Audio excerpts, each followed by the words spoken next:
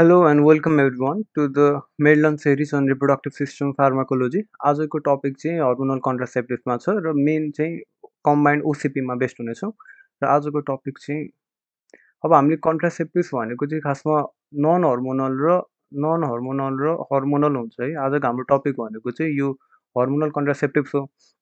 तर अब hormonal contraceptive पढ्दा पढ्दै नन हर्मोनल कन्ट्रासेप्टिभ पनि त हुन्छ नि त, त्यो पनि त अब एउटा काउन्टर जस्तो भयो, त्यसलाई पनि थाहा पाइहालौँ। नन हर्मोनल कन्ट्रासेप्टिभ्समा चाहिँ एउटा भनेको चाहिँ यो ब्यारियर मेथड हुन्छ है। ब्यारियर मेथडमा चाहिँ अब यो कन्डम्स अथवा सर्भाइकल क्याप, डायफ्राम, स्पोन्ज पर्छ। अरू भनेको चाहिँ एउटा पर्मानेन्ट मेजर्समा चाहिँ ट्युबल लाइगेसन अनि यो भ्यासेक्टोमी पर्छ। अर्को भनेको चाहिँ अरू मेथड्सहरूमा चाहिँ फेमटेक, स्पर्मिसाइड्स अनि withdrawal method, fertility awareness method, copper iodine सबै चाहिँ नन हर्मोनल हो। तर आजको हाम्रो मेन टपिक भनेको चाहिँ हर्मोनल कन्ट्रासेप्टिभ्स है। अब हर्मोनल कन्ट्रासेप्टिभ चाहिँ तिन थरीको हुन्छ। अब यहाँ हाइलाइट गरेर जस्तो एउटा ओरल हुन्छ, अर्को पारेन्टेरल हुन्छ र अर्को डिभाइसेस हुन्छ। ओरलभित्र चाहिँ एउटा कम्बाइन्ड ओरल कन्ट्रासेप्टिभ पिल हुन्छ एउटा, अर्को भनेको चाहिँ प्रोजेस्टेन वानली पिल अर मिनी पिल र अर्को भनेको चाहिँ इमर्जेन्सी पिल हुन्छ। त्यसरी नै पारेन्टेरलमा एउटा इन्जेक्टेबल्स हुन्छ जसमा चाहिँ डिएमपिए र नेटेन पर्छ। अब डिएमपिए भनेको चाहिँ डिपोट मेड्रोक्सी प्रोजेस्टेरोन एसिटेट, नेटेन भनेको चाहिँ नरिथेन्ड्रोन इनान्थेट। त्यसरी नै इम्प्लान्टमा चाहिँ नर प्लान्ट र इम्प्लान्ट हुनुपर्छ। अर्को भनेको चाहिँ ट्रान्सफर्मर प्याच हुन्छ र त्यसरी नै डिभाइसेसमा चाहिँ इन्ट्रायुटेराइन डिभाइसभित्र चाहिँ एलएनजी आइयुएस हुन्छ है। एलएनजी आइयुएस भनेको चाहिँ लेभोनोर्जेस्ट्रोल रिलिजिङ इन्ट्रायुटेराइन सिस्टम, लेभोनोर्जेस्ट्रोल रिलिजिङ इन्ट्रायुटेराइन सिस्टम र अर्को भनेको चाहिँ भ्याजिनल रिङ हुन्छ। अब हल्का हर्मोनल कन्ट्रासेप्टिभ्स बारे थाहा पाउँदा चाहिँ अब हर्मोनल कन्ट्रासेप्टिभ्स अब मेन भनेको चाहिँ यो रिभर्सिबल सप्रेसन अफ फर्टिलिटी हुन्छ है। किनभने अब यसको मेन एडभान्टेज भनेको कस्तो हुन्छ भन्दा चाहिँ fertility can be suppressed at will for as long as desire, र almost 100% confidence and complete return of fertility on discontinuation. अब यसले भनेको चाहिँ अब हर्मोनल कन्ट्रासेप्टिभ के हो त मेन एडभान्टेज भन्दा चाहिँ अब आफ्नो मर्जीको अनुसार चाहिँ अब फर्टाइल हुन नि पायो। अब ओसिपी लिएर इन्फर्टाइल स्टेटमा छ अहिले, ल कहिलेसम्म कति समयसम्म इन्फर्टाइल बस्ने भन्नु पनि आफ्नो डिसिजन हो। र चाहिँ अब फेरि फर्टाइल हुन मन लाग्यो भने चाहिँ ल पाउँछ। अब ओरल कन्ट्रासेप्टिभ पिल उसले डिस्कन्टिन्यू गर्यो भने उसको फेरि नेचुरल साइकल फेरि रिज्युम पनि हुन्छ है। त्यही भएर यसको मेन एडभान्टेज भन्दा चाहिँ यो अब हल्का थाहा पाउनु त कस्तो होला त, रक एन्ड पिङ्कस भन्नेले चाहिँ अब यसलाई चाहिँ 1955मा चाहिँ एनाउन्स गरेको यो हर्मोनल कन्ट्रासेप्टिभ्सको बारेमा। र आजको हाम्रो मेन टपिक भनेको चाहिँ ओरल कम्बाइन्ड ओरल कन्ट्रासेप्टिभ पिल। यो भनेको अब मस्ट फ्रिक्वेन्ट युज एजेन्ट भयो। यसको थ्योरिटिकल इफिकेसी 99.9% हुन्छ। अब हाम्रो मेन थाहा पाउनुपर्ने भनेको चाहिँ यो यसको चाहिँ generally provided in a 21-day packs with an additional 7 iron supplement pills containing no active hormone or यसमा चाहिँ डमी ट्याब्लेट हुन्छ। भन्नु खोजेको नर्मल अब फिमेलको 28 डे साइकल छ भने चाहिँ उसले 28 दिन चाहिँ ट्याब्लेट लिन्छ। तर सुरुको 21 दिनमा चाहिँ त्यो ट्याब्लेटमा चाहिँ एक्टिभ हर्मोन हुन्छ, पछिको 7 डेजमा चाहिँ एक्टिभ हर्मोन हुँदैन। त्यही भएर एक्टिभ हर्मोन छैन, त्यही पनि उसले ट्याब्लेट लिइरहेको छ, त्यही भएर यसलाई डमी ट्याब्लेट भन्छ। अब यो डमी ट्याब्लेट दिनुको चाहिँ दुईवटा कारण हुन्छ कि। एउटा कारण के हो भन्दा चाहिँ यस किनभने अब हामीलाई चाहिँ कन्ट्रासेप्टिभ पिलमा त हामीले इस्ट्रोजेन र प्रोजेस्टेरोन दिएको हुन्छ नि त। भनेपछि अब हामीले चाहिँ युटेरसलाई चाहिँ इस्ट्रोजेन र प्रोजेस्टेरोनको इन्फ्लुएन्समा राखिरहेको हुन्छौँ। इस्ट्रोजेन र प्रोजेस्टेरोन अभियसली अब हामीले पढेको छौँ, हाम्रो थाहा छ कि त्यसले त युटेरस इन्डोमेट्रियमको ग्रोथ र सेक्रेसन एउटा सेक्रेटरी फेजमा के अरे इन्भल्भ हुन्छ यो। तर अब हामीले चाहिँ मेन्सुरेसन पनि त इन्स्योर गर्नु छ नि त। यदि मेन्सुरेसन किन लगातार अब 28 दिनभरि अब हरेक महिना वर्षभरि अब उसलाई चाहिँ इस्ट्रोजेन प्रोजेस्टेरोनको मात्र इन्फ्लुएन्समा राखिराख्ने हो भने त युटेराइन इन्डोमेट्रियम त कन्टिन्युली ग्रो गरेको भने त कार्सिनोमा गइरहेको हुनसक्छ। त्यही भएर चाहिँ टु इन्स्योर मेन्सुरेसन होइन, किनभने अब त्यो हर्मोनल एउटा इन्फ्लुएन्स हटायो भने चाहिँ ल मेन्सुरेसन पनि हुन्छ भन्ने हिसाबले लास्टको 7 डेजमा चाहिँ हामीले एक्टिभ हर्मोन दिँदैनौँ। यो एउटा काम भयो डम्मी ट्याब्लेटमा एक्टिभ हर्मोन नराख्नुको। अर्को हामीले के पनि राख्छौँ भन्दा चाहिँ यहाँ चाहिँ आइरन सप्लिमेन्ट पनि राख्छौँ कि, किनभने लास्टको 1 विकमा त मेन्सुरेसन हुन्छ, मेन्सुरेसनमा ब्लड लस, ब्लड सँगसँगै आइरनको लस हुन्छ। त्यही भएर चाहिँ हामीले आइरन सप्लिमेन्ट बिल पनि दिएको छौँ। अब यसको डिभिजन हुन्छ, एउटा मोनोफेजिक भनेर हुन्छ, एउटा अर्को बाइफेजिक अथवा एउटा मोनोफेजिक हुन्छ, एउटा अर्को बाइफेजिक अथवा ट्राइफेजिक हुन्छ। मोनोफेजिकमा चाहिँ के हुन्छ भन्दा चाहिँ हामीले इस्ट्रोजेन र प्रोजेस्टेरोन दिन्छौँ ओसिपीमा। त्यो दुवैको डोज चाहिँ कन्सट्यान्ट हुन्छ थ्रु आउट। त्यो 21 डे ट्याब्लेट लिन्छ नि त उसले एक्टिभ हर्मोनसँग, त्यो चाहिँ कन्सट्यान्ट हुन्छ। बाइफेजिक र ट्राइफेजिकमा के हुन्छ भन्दा चाहिँ इस्ट्रोजेन वा प्रोजेस्टेरोनको यो डोजेज एमाउन्ट चाहिँ एकपटक अथवा 2 पटक भ्याराइ गर्छ। अब हाम्रो मेन थाहा पाउनुपर्ने भनेको चाहिँ यो त्यसको कम्पोनेन्ट्समा चाहिँ के हुन्छ भन्दा चाहिँ इस्ट्रोजेन र प्रोजेस्टेरोन हामीले युज गरेको छौँ नि त। नर्मली अब हामीले इस्ट्रोजेन भनेर चाहिँ इथिनाइल स्ट्राडायल अथवा मेस्टानोल भन्ने केमिकल कम्पाउन्ड युज गर्छौँ र हामीले प्रोजेस्टेरोन अथवा प्रोजेस्टेन भनेर चाहिँ 19 नट टेस्टोस्टेरोन डेरिभेटिभ युज गर्छौँ। र किन युज गर्छौँ भन्दा त्यसको पोटेन्ट एन्टी ओभुलेटरी एक्सन हुन्छ है। अब हामीले के ख्याल गर्नुपर्छ भन्दा चाहिँ पछि एउटा योसँग रिलेट त गर्छु म, तर यहाँ यो ख्याल गर्नु कि यहाँ चाहिँ टेस्टोस्टेरोन डेरिभेटिभ भनेको छ है, यसको बारे चाहिँ पछि इम्पोर्टेन्ट कुरा आउँछ एउटा। र प्रोजेस्टिनभित्र चाहिँ नोरेथेन्ड्रोन, नर्जेस्टिमेट, एल नर्जेस्ट्रोल, इथिनाइल डाइएसिटेट, नोरेथेन्ड्रोन एसिटेट सबै त्यो प्रोजेस्टिनभित्रका केमिकल कम्पाउन्डहरू हो। प्रायः सब हामीले यहाँ युज गर्ने भनेको जस्तै हेर्नु मोनोफिजिकमा इस्ट्रोजेन र प्रोजेस्टिनमा, इस्ट्रोजेनभित्र हामीले इथिनाइल स्टाडायल युज गरेका छौँ है, यहाँ इथिनाइल स्टाडायल अथवा मेथानल जे पनि युज गर्न सक्छौँ भने जस्तै प्रायः जस्तो हामीले चाहिँ इथिनाइल स्टाडायल युज गर्छौँ। अनि अर्को प्रोजेस्टिनको भित्र चाहिँ हामीले नोरेथेन्ड्रोन युज गरेका छौँ। अब मोनोफिजिकमा एउटा मात्रै फेज छ कि अब 1 देखि 21 डेसम्म चाहिँ इथिनाइल स्टाडायल र नोरेथेन्ड्रोन मात्र एउटै एमाउन्टमा कि इथिनाइल स्टाडायल जहिले 50 माइक्रोग्राम, नोरेथेन्ड्रोन जहिले 1 मिलिग्राम। अनि बाइफिजिकमा के हुन्छ भन्दा चाहिँ दुईवटा फेज कि एउटा एउटा यो फेज एउटा यो अर्को फेज जस्तो डे 1 to 10 सम्म चाहिँ एउटा फेज छ, किनभने यहाँ चाहिँ 35 माइक्रोग्राम र 0.5 मिलिग्राम त्यो एउटा हर्मोनल कन्सन्ट्रेसन छ भने डे 11 to 21 मा चाहिँ 35 माइक्रोग्राम र 1 मिलिग्राम यहाँ त एउटा फ्लक्चुएट भयो नि त, त्यही भएर दुईवटा फेज जस्तो भयो, किनभने प्रोजेस्टेरोनको मात्रा फेरि छ। त्यसरी नै ट्राइफिजिकमा चाहिँ अब 3टा फेज जस्तो छ यहाँ, किनभने एउटा डे 1 देखि 7 सम्म, अर्को डे 8 देखि 14 सम्म र अर्को डे 15 देखि 21 सम्म। यहाँ चाहिँ गर्छ 35 माइक्रोग्राम र 0.5 मिलिग्राम, 40 माइक्रोग्राम र 0.75 मिलिग्राम, 35 माइक्रोग्राम र 1 मिलिग्राम है। अब अलिक हल्का ट्राइफेजिक यसलाई चाहिँ किन यो डोजहरू यस्तो भइरहल, किन प्रोजेस्टेरोन बढ्दै गएको छ भन्दा हल्का पनि अब हामीले आफै पनि बुझ्न सक्छौँ नि होइन, किन 0देखि 28 डेको साइकलमा 0देखि 28 डेको साइकलमा 3टा फेज हुन्छ नि त। सुरुमा एउटा मेन्सुरेसन फेज हुन्छ होइन, सुरुको 5 डेजसम्म, त्यसपछि 5 देखि अब यो डे 14 सम्मको फेजलाई चाहिँ हामीले के भन्छौँ फोलिकुलर फेज भन्छौँ। अनि यतापट्टिको हामीले के भन्छौँ एउटा सेक्रेटरी फेज भन्छौँ। यो फेज नर्मल इस्ट्रोजेनको इन्फ्लुएन्समा हुन्छ, यो फेज अनि यो फेज नर्मल के इन्फ्लुएन्समा हुन्छ, प्रोजेस्टेरोनको इन्फ्लुएन्समा हुन्छ। भन्नु खोजेको जसरी दिन बढ्दै गएको छ त्यसरी प्रोजेस्टेरोनको हाम्रो नर्मलमा कि नेचुरल साइकलमा त प्रोजेस्टेरोनको मात्रा बढ्दै गएको हुन्छ, त्यो हिसाबले पनि अब किन प्रोजेस्टेरोन चाहिँ बढ्दै गएको होला भनेर चाहिँ अब यहाँबाट नै हामीले बुझ्न सक्छौँ एउटा। अर्को भनेको इथिनाइल स्टाडायल भन्छ कि बिचको फेजमा चाहिँ एउटा किनभने ओभुलेसनमा हुने बेलामा त इस्ट्रोजेनको सर्च पनि हुन्छ नि, एलएस सर्च पनि हुन्छ, इस्ट्रोजेन सर्च पनि हुन्छ। त्यही भएर यहाँ बिचकोमा चाहिँ 40 माइक्रोग्राम छ कि। अब यस्तो किन यो नेचुरल साइकलसँग किन रिजेम्बल गर्छ भन्नु छ भने चाहिँ यसको रेसनल भन्ने नै के हो भन्दा चाहिँ किन हामीले मल्टिफिजिक कम्बिनेसनको रेसनल चाहिँ के भन्दा चाहिँ किन हामीले चाहिँ यो डोजलाई चाहिँ एप्रोक्सिमेट गर्नु छ कि नेचुरल मेन्सुरल साइकलसँग हामीले चाहिँ यसलाई एप्रोक्सिमेट गर्न खोज्छौँ। त्यही भएर हामीले इस्ट्रोजेन पनि हुन्छ हाम्रो नेचुरल साइकलमा, प्रोजेस्टेरोन पनि हुन्छ, त्यही भएर कम्बाइन्ड ओसिपी युज गर्छौँ नि त हामीले इस्ट्रोजेन प्रोजेस्टेरोन, ताकि नेचुरल साइकलसँग रिजेम्बल गरोस् भनेर। र अर्को भनेको यसको रेसनल के छ भन्दा चाहिँ लो टोटल डोज अफ स्टेरोइड भनेको छ है, यसले लो टोटल डोज अफ स्टेरोइड। अब यसलाई चाहिँ अब हामीले कसरी एउटा एनालोगी के युज गर्न सक्छौँ भन्दा चाहिँ जस्तै अब कुनै पनि एन्टिबायोटिक हामीले किन कम्बिनेसनमा दिन्छौँ र त्यसको फाइदा के छ भन्दा एउटा सिम्पल रेजिस्टेन्स हुँदैन एउटा। अनि अर्को भनेको चाहिँ दुईवटा एन्टिबायोटिक दिइरहेको छौँ, एउटा मात्र एन्टिबायोटिक दिएको भए धेरै दिनुभयो थियो, त्यसको एडभर्स इफेक्ट पनि धेरै हुन्थ्यो, त्यो चाहिँ अब कम भयो दुईवटा दिएपछि भनेको जस्तै। यसमा पनि त्यसरी हेर्दाखेरि चाहिँ lower total dose of steroid, किनभने हामीले एउटा मात्र युज गरेका छैनौँ, इस्ट्रोजेन प्रोजेस्टेरोन दुईवटा युज गरिरहेको छौँ। र अर्को एउटा के पनि हुन्छ भन्दा चाहिँ एउटा हर्मोनल इन्टरेक्सन भन्ने हुन्छ कि हर्मोनल इन्टरेक्सनमा पनि पर्मिसिभ इफेक्ट हुन्छ। पर्मिसिभ इफेक्ट भनेको के भन्दा चाहिँ यदि हामीले इस्ट्रोजेन छ भने चाहिँ जस्तै यहाँ सुरुमा इस्ट्रोजेन छ नि, यो नेचुरल साइकलमा सुरुमा इस्ट्रोजेनको अन्डरमा यो युटेरस गएको हुन्छ, इस्ट्रोजेनले चाहिँ प्रोजेस्टेरोनको लागि रिसेप्टर बढाइदिन्छ क्या। यो चाहिँ एउटा यसलाई पर्मिसिभ इफेक्ट भन्छौँ कि हामीले होइन, इस्ट्रोजेन नै दियौँ तर इस्ट्रोजेनले चाहिँ प्रोजेस्टेरोनलाई फेसिलिटेट गर्दा जस्तै। अब यहाँ पनि त इस्ट्रोजेन प्रोजेस्टेरोन दिइरहेको बेलामा चाहिँ प्रोजेस्टेरोन एक्लो दिए भए चाहिँ यसलाई फेसिलिटेट गर्ने केही पनि हुँदैन, यसको रिसेप्टर बढाउने केही पनि हुँदैन। तर इस्ट्रोजेन दियो भने इस्ट्रोजेनले चाहिँ प्रोजेस्टेरोनको रिसेप्टर पनि बढाइदिइरहेको छ है, त्यो हिसाबले पनि अब प्रोजेस्टेरोन कम दिए पनि भयो, त्यो हिसाबले पनि त अब lower total dose of steroid दिए पनि हुन्छ भन्ने कुरा आउँछ है। यसको रेसनल चाहिँ भयो। अब अर्को हामी थाहा पाउनुपर्ने मेन भनेको चाहिँ यसको चाहिँ मेकानिजम अफ एक्सन है। मेकानिजम अफ एक्सनमा अब हेर्नु यहाँ एउटा इस्ट्रोजेनको हामीले कम्बाइन्डेसनमा एउटा इस्ट्रोजेन युज हुन्छ, अर्को प्रोजेस्टेरोन युज हुन्छ। नर्मली अब इस्ट्रोजेनको एउटा मात्र मेकानिजम अफ एक्सन छ कि मेन एक्ट गर्ने भनेको यसले चाहिँ इस्ट्रोजेन यसरी दिन्छौँ कि हामीले यसले चाहिँ नेगेटिभ फिडब्याकबाट चाहिँ एफएसएस सेक्रेसनलाई इनिबिट गरिदिन्छ। एफएसएस सेक्रेसनले यसले के गर्छ इनिबिट गरिदिन्छ। अब हामीले पढेको हुन्छौँ किन प्राइमोडियल फोलिकलबाट प्राइमेरी, प्राइमेरीबाट सेकेन्डरी, सेकेन्डरीबाट टर्सियरी, ग्राफियन फोलिकलहरू भन्छ नि। प्राइमेरीबाट प्राइमेरी फोलिकल बन्न त एफएसएच एलएच कसैको रोल हुँदैन, तर प्राइमेरीबाट अब फर्दर फोलिकलको सेक्रेसन हुनुमा यो एफएसएचमा डिपेन्डेन्ट हुन्छ नि त।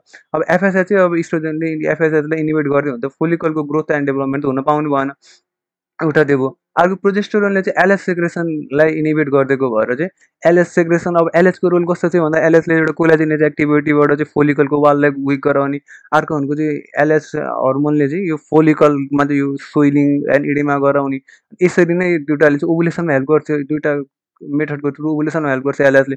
अब प्रोजेस्टेरोनले एलएचको सेक्रेसन पनि इनिबिट गरिरहेको, त्यही भएर ओभुलेसन पनि हुनु भएन भनेको। एउटा चाहिँ फोलिकलको ग्रोथ हुने भएन एउटा, अर्को भनेको ओभुलेसन पनि हुने भएन, यो दुईटा मेथड छ मेन। अब तर प्रोजेस्टेरोनको चाहिँ अझै अरू एक्सन पनि छ कि प्रोजेस्टेरोनको। यसको एक्सन अरू के छ भन्दा चाहिँ यसले चाहिँ सर्भाइकल म्युकसलाई एकदमै भिस्किड अनि स्क्यान्ट भनेको सर्भाइकल म्युकसलाई चाहिँ स्पर्म ले चाहिँ पेनिट्रेट गर्न नसक्ने जस्तो इन्भाइरोमेन्ट क्रिएट गरिदिन्छ एउटा सर्भाइकल म्युकसलाई। एउटा अर्को भनेको यसले चाहिँ युटेरस र फ्यालोपियन टिपको मोटिलिटीले चाहिँ नर्मली चाहिँ स्पर्म र ओभालाई चाहिँ एकअर्कासँग भेटाउन खोज्छ नि त, यसलाई यसरी हिन्डर गरिदिन्छ कि ताकि चाहिँ यो transport of sperm and ova hinder भयो कि। अब एकअर्कासँग यिनीहरूलाई भेट्न चाहिँ एकदमै गाह्रो हुन्छ।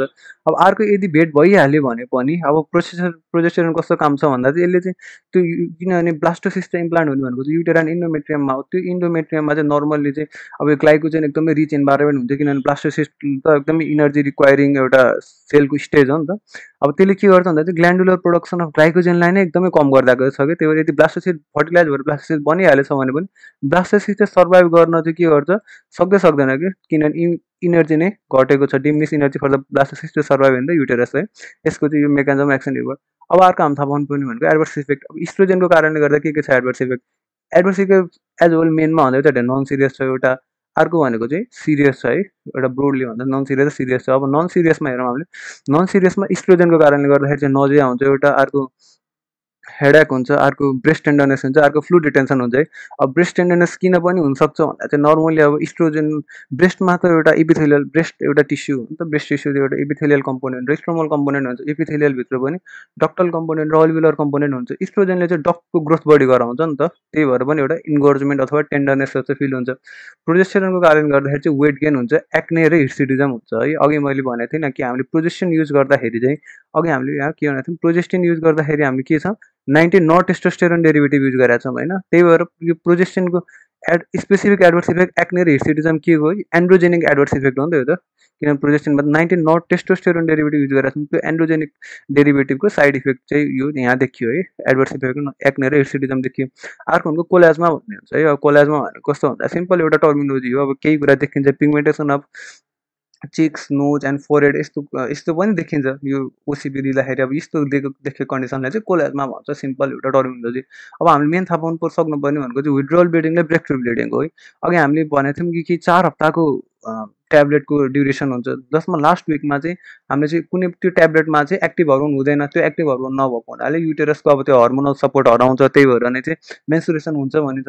यदि हो लास्ट विकमा यदि मेन्सुरेसन हुन्छ भने त्यसलाई चाहिँ हामीले चाहिँ के भन्छौँ भन्दा चाहिँ लास्ट विकमा मेन्स 4th विक के 1 2 3 4 28 डेज हुन्छ नि त। त्यही भएर लास्ट विकमा भयो भने त्यसलाई हामीले विड्रोल ब्लिडिङ भन्छौँ। लास्ट विक भन्दा अगाडि नै मेन्सुरेसन भयो भने त्यसलाई चाहिँ हामीले के भन्छौँ भन्दा चाहिँ ब्रेक थ्रु ब्लिडिङ भन्छौँ है। अहिलेको लागि यति चाहिँ विड्रोल ब्लिडिङ र ब्रेक थ्रु ब्लिडिङ बारेमा हामीले यति थाहा हुनुपर्छ। ल यसको अर्को साइड इफेक्ट भनेको चाहिँ सिरियस साइड इफेक्टबाट एउटा भास्कुलर डिसअर्डर्स हुन्छ एउटा, अर्को चाहिँ अब भास्कुलर डिसअर्डर के पर्छ, venous thromboembolism, myocardial infarction, cerebral vascular disorders हुन्छ एउटा। अब यसको किन हुन्छ भन्दा चाहिँ अब यसले चाहिँ SGLT2 एक्टिभिटीलाई घटाउने अनि LDL कोलेस्ट्रोलको लेभललाई घटाउने, यसले चाहिँ यो ब्लड लिपिड प्रोफाइललाई चाहिँ अल्टर पनि गरेको हुन्छ है। भास्कुलर डिसअर्डर अब भेनस थ्रोम्बोएम्बोलिजम एमआई त्यही भएर पनि हुनुको। अर्को यसले सिएनएसलाई पनि असर गर्छ। कसरी? यसले माइग्रेन, डिप्रेसन र इरिटेबिलिटी गराउँछ। अर्को भनेको यसले गलिस्टनको इन्सिडेन्स बढाउँछ। अर्को भनेको यसले ब्लड प्रेसर बढाउँछ। अब ब्लड प्रेसर कसरी बढाउँछ भन्दा चाहिँ हल्का कोरिलेट कसरी गर्न सकिन्छ भन्दा इस्ट्रोजेन र फ्लुइड, किन साल्ट एन्ड वाटर रिटेन्सन गराएर फ्लुइड रिटेन्सन गराएको थियो, फ्लुइड चाहिँ अब ब्लड भोल्युममा एड भएर चाहिँ ब्लड प्रेसर बढ्यो होला, त्यसरी भन्न सकिन्छ है। अब यसले चाहिँ ओभ्यारियन र सर्भाइकल क्यान्सरको रिस्क घटाउँछ। यसले यो ओभ्यारियन क्यान्सर रिस्क कसरी घटाउँछ भन्ने कुरा अब एकैछिनमा आइहाल्छ। तर अब यसको चाहिँ एउटा के छ भन्दा चाहिँ एउटा प्याराडक्सिकल जस्तो कि, किनभने चाहिँ सर्भाइकल क्यान्सरको रिस्क चाहिँ मेबी इन्क्रिज है भन्नाले नर्मली चाहिँ डिक्रिज नै हो एज युजुअल अब हाम्रो ओसिपीको अनुसारले। तर किन पनि इन्क्रिज हुनसक्छ भन्दा चाहिँ नर्मली चाहिँ अब यदि कुनै पनि फिमेल ओसिपीमा छ भने ऊ त इन्फर्टाइल छ नि त। अब इन्फर्टाइल छ भने ऊ त ब्यारियर मेथड युज गर्न त आवश्यक सोच्दैन नि त, less like to use barrier method. Barrier मेथडले सिम्पल स्पर्मलाई मात्रै ब्यारियर गरेको छैन कि, यसले चाहिँ कुनै पनि अब हुन्छ नि मेलमा भएको एउटा कुनै यो सेक्सुअल ट्रान्समिटेड डिजिज अथवा कुनै इन्फेक्सस एजेन्टलाई पनि त यसले ब्यारियरको रूपमा एक्ट गरेको थियो। अब ओसिपीमा छु, म इन्फर्टाइल छु, मैले ब्यारियर मेथड युज गर्दैन भन्यो भने चाहिँ अब कुनै पनि यदि मेल पार्टनर मानव एचपिभीको एउटा क्यारियर थियो अथवा केही थियो भने उसबाट चाहिँ ह्युमन पेपिलोमा भाइरस सर्न सक्छ। ह्युमन पेपिलोमा भाइरस भनेको के भन्दा चाहिँ primary risk factor for cervical cancer. त्यही भएर चाहिँ अब यसलाई चाहिँ risk of cervical cancer may be increase because women using OCP are less likely to use barrier methods of contraception that reduce exposure to HPV. यसले भन्नु खोजेको त्यही हो है। अब यसको कन्ट्राइन्डिकेसन के छ भन्दा चाहिँ अब जुन चाहिँ यसको एडभर्स इफेक्टमा जे देखिएको छ अब त्यो अब त्यही नै अब त्यसको कन्ट्राइन्डिकेसन हुन जान्छ। यदि त्यही नै एक्जासर्बेट हुने कन्डिसन पहिलेदेखि छ भने, जस्तै अब पहिलेदेखि थ्रोम्बोएम्बोलिक कन्डिसन छ भने त यसको एडभर्स इफेक्ट चाहिँ थ्रोम्बोएम्बोलिजम छ भने यसले त एक्जासर्बेट गरिदिन्छ नि त यसलाई त। त्यही भएर चाहिँ यो कन्डिसनमा चाहिँ यो कन्ट्राइन्डिकेटेड हुन्छ। अर्को भनेको इस्ट्रोजेन डिपेन्डेन्ट नियोप्लाजम है। अब टर्मिनोलोजी नै सिम्पल छ, यदि कुनै पनि नियोप्लाजम चाहिँ इस्ट्रोजेनमा डिपेन्डेन्ट छ अनि हाम्रो ओसिपीमै अब इस्ट्रोजेन र प्रोजेस्टेरोन छ भने त इस्ट्रोजेनले चाहिँ के गर्यो, झन् बाहिरबाट इस्ट्रोजेन दिएको जस्तो भयो नि त हामीले त। अनि झन् त्यो इस्ट्रोजेन नामै इस्ट्रोजेन डिपेन्डेन्ट नियोप्लाजमहरू कुनै छ भने त त्यो त फेभर हुनु तिनीहरू ग्रोथ। अर्को भनेको लिभर डिजिजमा चाहिँ किन यो कन्ट्राइन्डिकेटेड हुन्छ भन्दा चाहिँ नर्मल त लिभरले हुन्छ मेटाबोलाइज गर्ने इस्ट्रोजनलाई कन्जुगेट गरेर चाहिँ अब लिभरले एक्सक्रिट गर्न खोज्छ लिभर के अरे इस्ट्रोजनलाई। तर अब लिभर डिजिजै भयो भने त इस्ट्रोजेनको मेटाबोलिजम हुनु भएन, कुनै पनि केही पनि कुरा अब मेटाबोलिजम नभएर बडी सर्कुलेट गऱ्यो भने कसैको भन्छ हार्मफुल इफेक्ट त भइहाल्छ नि। अर्को भनेको प्रेग्नेन्सी है। प्रेग्नेन्सीमा किन यसको हामीले कन्ट्राइन्डिकेसन हुन्छ भन्दा चाहिँ प्रेग्नेन्सी भनेको चाहिँ कस्तो भन्दा चाहिँ युटेरस एकदमै नन कन्ट्राक्टाइल स्टेटमा राख्नु पऱ्यो नि त। युटेरस त कन्ट्राक्ट हुनु भएन किनभने एउटा फिटस डेभलप भइरहेको छ त्यहाँभित्र। अब हामीले चाहिँ इस्ट्रोजेन दियौँ, किन इस्ट्रोजेन भन्दा पनि जस्तै यसको चाहिँ हल्का अब यस कसरी रिलेट गर्न सकिन्छ भन्दा मेन हुन्छ हामी इस्ट्रोजेनसँगै यसलाई रिलेट गर्न खोज्छौँ कि किनभने चाहिँ यसमा चाहिँ एउटा के पर्मिसिभ इफेक्ट नै हुन्छ यो। किनभने यदि हामीले इस्ट्रोजेन दियौँ भने बाहिरबाट इस्ट्रोजेन प्रोजेस्टेरोन त हुन्छ नि त ओसिपीको बेलामा पनि।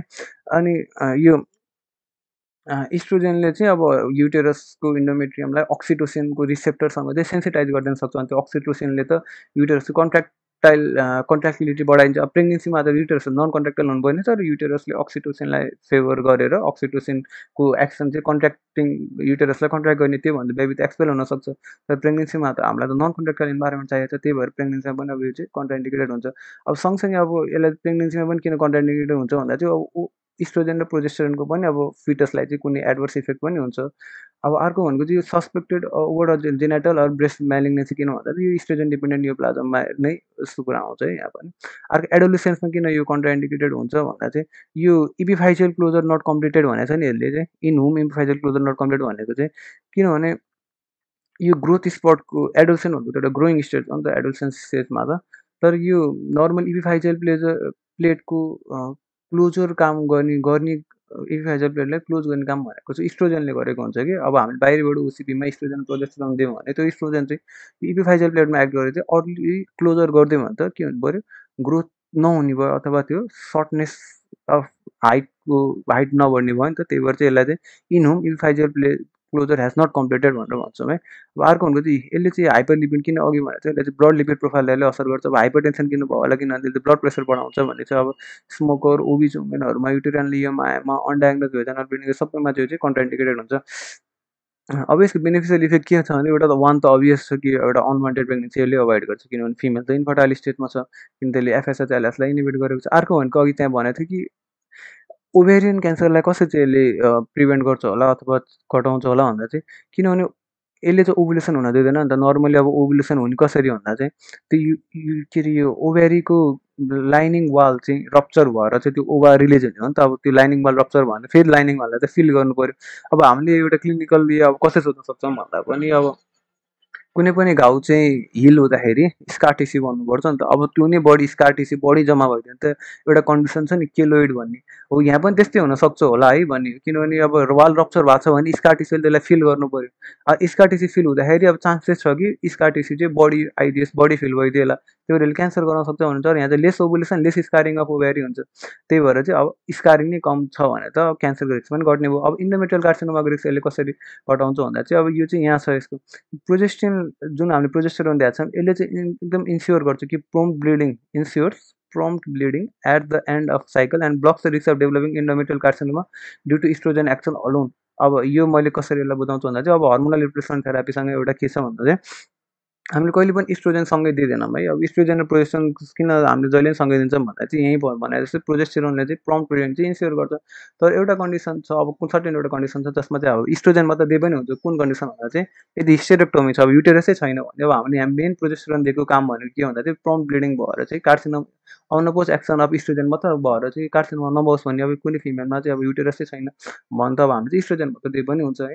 यो भयो। अब अर्को भनेको चाहिँ अब यसको अरू इफेक्टहरू पनि छ जस्तै अब decrease the risk of ovarian retention cyst, अहिले इन्डोमेट्रियोसिस र पेल्भिक इन्फ्लामेटरी डिजिजलाई इम्प्रुभ गर्छ। यसले बेनाइन ब्रेस्ट डिजिज एक्टोपिक प्रेग्नेन्सीको रिस्कलाई घटाउँछ। यसले डिस्मेनोरियालाई रिलिभ गर्छ। डिस्मेनोरियाले अर्को भनेको prevents anemia by reducing the menstrual loss. Prevents anemia by menstrual लसलाई रिड्युस गर्दै मेन्सुरेसन हुँदै नहुँदा होइन तर रिड्युसिङ द मेन्सुरल लस मात्र भनेको यसले। अब डिस्मेनोरियाको बारेमा हल्का कसरी थाहा पाउन सक्छौँ भन्दा चाहिँ नर्मल्ली अब यी फिमेलहरूमा चाहिँ कसरी मेन्सुरेसन हुन्छ भन्दा चाहिँ दुईवटा कुरा छन्। एउटा भनेको चाहिँ नर्मल हर्मोनल एउटा सपोर्ट थियो जुन इस्ट्रोजन प्रोजेस्टेरोन दिइरहेको थियो त्यो चाहिँ विथड्र भयो, त्यही भएर चाहिँ एउटा हर्मोनल सपोर्ट नपाएर चाहिँ अब टिस्युहरू ग्रो हुनु भएन भयो एउटा। अर्को के हुन्छ भन्दा चाहिँ एज त्यो हर्मोनल सपोर्ट फल हुन्छ प्रोस्टाग्ल्यान्डिनको सेक्रेसन पनि बढ्न जान्छ कि लोकल प्रोस्टाग्ल्यान्डिन है फेरि युटेरसमा। त्यो लोकल प्रोस्टाग्ल्यान्डिनले के गर्छ भन्दा भ्यासो कन्स्ट्रक्सन गराउँछ अनि त्यसपछि गएर इन्डोमेट्रियल ब्लड भेसलको भ्यासो कन्स्ट्रक्सन गराएर चाहिँ त्यो death and necrosis of the endometrial lining त्यसरी नै त्यो सेड हुने। तर सँगसँगै प्रोस्टाग्ल्यान्डिनको के पनि एक्सन हुन्छ भन्दा चाहिँ प्रोस्टाग्ल्यान्डिनले चाहिँ लोकल्ली नै त्यो मायोमेट्रियममा पनि एक्ट गरेर त्यसको चाहिँ रिदमिक कन्ट्राक्सन गराउँछ। अब रिदमिक कन्ट्राक्सन किन इम्पोर्टेन्ट छ भन्दा चाहिँ त्यही रिदमिक कन्ट्राक्सनले नै चाहिँ एक्सपेल गर्नु हो नि त त्यो इन्डोमेट्रियल त्यो सेड भएको टिस्युलाई एक्सपेल पनि गर्नु पऱ्यो। अब किन चाहिँ यो क्राम्पिङहरू किन हुनसक्छ फिमेलमा भन्दा चाहिँ दुईवटा कारण हुन्छ कि एउटा कि त नर्मल प्रोस्टाग्ल्यान्डिन प्रोडक्सन चाहिँ फिमेल चाहिँ बढी सेन्सिटिभ हुनसक्छ एउटा। अर्को भनेको चाहिँ अर्को भनेको यो प्रोस्टाग्ल्यान्डिनले चाहिँ बडी चाहिँ यो मायोमेट्रियमको कन्ट्राक्टिलिटी चाहिँ एकदमै बढी बढाइदिएर चाहिँ मायोमेट्रियम कन्ट्राक्टिलिटी नै एकदमै बढी बढ्यो भने चाहिँ पेन एक्सपिरियन्स गर्न सक्छ फिमेलले। अर्को फाइनल हामीले थाहा पाउनुपर्ने कमान्ड ओसिपीको बारे भनेको चाहिँ ड्रग इन्टरेक्सन। ड्रग इन्टरेक्सनमा दुईवटा इन्टरेक्सन हुन्छ, एउटा ब्रोड स्पेक्ट्रम एन्टिबायोटिकसँग इन्टरेक्सन हुन्छ, एउटा अर्को इन्जाइम इन्ड्युसरसँग इन्टरेक्सन हुन्छ। ब्रोड स्पेक्ट्रम एन्टिबायोटिकसँग के भनेको चाहिँ नर्मली अब यसमा चाहिँ इन्टरहेपाटिक सर्कुलेसनको कुरा आउँछ है। नर्मली के हुन्छ भन्दा चाहिँ मैले अघि भनेँ कि इस्ट्रोजेन लिभर डिजिजमा किन इस्ट्रोजेन भन्नाले ओसिपी किन कन्ट्राइन्डिकेटेड छ भन्दा चाहिँ लिभरले चाहिँ यसलाई कन्जुगेट गरेर एक्सट्रेट गर्न खोज्छ। तर लिभर डिजिज छ भने चाहिँ कन्जुगेट गर्न नपाउनु भयो, एक्सट्रेट नहुनु भयो भन्ने थियो है। तर नर्मली अब नर्मल पनि त इन्टरहेपाटिक सर्कुलेसन त धेरै कुराको इन्टरहेपाटिक सर्कुलेसन हुन्छ नि, त्यसमा इस्ट्रोजेनको पनि हुन्छ। के हुन्छ यहाँ भन्दा चाहिँ नर्मल चाहिँ लिभरले कन्जुगेट गरेर एक्सट्रेट गर्न खोज्छ, तर यहाँ इन्टेस्टाइनको नर्मल फ्लोराले चाहिँ त्यसलाई डिकन्जुगेट गरेर फेरि यो चाहिँ रिएब्जर्ब भएर फेरि सर्कुलेसनमा जान्छ। अब यदि हामीले ब्रोड स्पेक्ट्रम एन्टिबायोटिक युज गरेको छौँ भने चाहिँ ब्रोड स्पेक्ट्रम एन्टिबायोटिक त नर्मल फ्लोराले असर गर्छ यहाँको। अनि यसले चाहिँ डिकन्जुगेट नगर्ने भयो भनेपछि यो इस्ट्रोजेन चाहिँ कन्जुगेट भएर चाहिँ अब सिधै एक्सट्रेट हुनुभयो। यो चाहिँ के हुनुभयो, यो सर्कुलेसन हुने भएन, इन्टरहेपाटिक सर्कुलेसन हुनु भएन, यो एउटा इन्टरेक्सन भयो। अर्को भनेको यसको इन्जाइम इन्ड्युसरसँग चाहिँ के हुन्छ भने इन्जाइम इन्ड्युसर भनेको अभियसली अब एउटा टर्मिनोलोजी नै छ कि ओसिपीलाई मेटाबोलाइज गर्ने एन्जाइमको एक्टिभिटी बढाइदियो भने चाहिँ ओसिपी बढी चार्जबाट मेटाबोलिजम हुने भयो। त्यही भएर यदि ओसिपीको मेटाबोलिजम बढ्यो भने चाहिँ यसको कन्ट्रासेप्टिभ फेलियर हुन्छ। अब यसको लागि चाहिँ अब हामी के अप्नाउन सक्छौँ त नि, अब जस्तै इन्जाइम इन्ड्युसर छ भने चाहिँ ओसिपीको डोजै बढाइदिने, ताकि अब के अरे बडी मेटाबोलाइज भइरहे पनि हामीले डोज बढाएको छौँ त्यति डोजले चाहिँ अझै काम गरिराख्न सक्छ भन्ने हुन्छ। के भन्छ यो कन्कमिटेन्टली हुन्छ नि, यो ओसिपी दिइरहेको छ भने इन्जाइम इन्ड्युसरवाले ड्रग नखोज्ने अरू नै केही अरू कोही नन इन्जाइम इन्ड्युसिङ ड्रगले पनि काम गर्न सक्छ कि त्यो पनि त हामीले खोज्न सक्यौँ नि त इन्जाइम अब यसलाई ओभरकम गर्नको लागि चाहिँ। यति चाहिँ ओरल कन्ट्रासेप्टिभ पिल्सको बारेमा। हस्, थ्याङ्क यू।